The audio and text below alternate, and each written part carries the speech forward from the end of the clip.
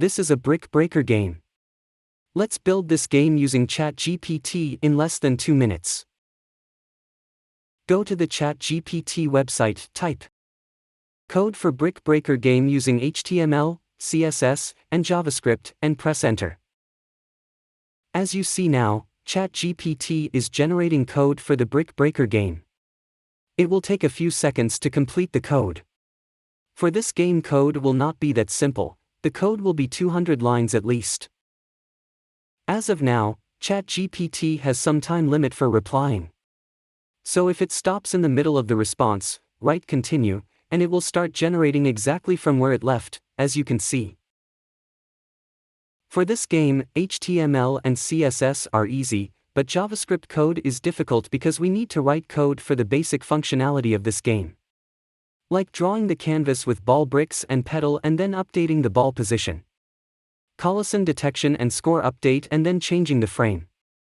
And most importantly, event listeners to control the game through a key press or cursor movement. And right now, ChatGPT is generating JavaScript code for the game. Finally, our code is ready. You can see the code is almost 200 lines, and ChatGPT generated it in less than 2 minutes. A skilled software engineer could take 30 to 40 minutes to write this type of code. Now let's copy all this code one by one and paste it into the index.html file. Let's save and run the file. It will open in a browser. This is our game. It doesn't look very attractive, but adding CSS and some sound effects may make it look better. Let's play the game and check the functionalities.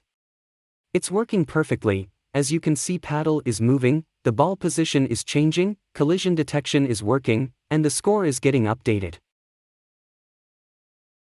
It also shows a winning alert when all the bricks have been broken. Finally, it also shows a game over pop-up in case you missed the ball. So that's it, guys. We build this simple brick breaking game using ChatGPT in less than 2 minutes. Thank you for watching, and see you in the next video.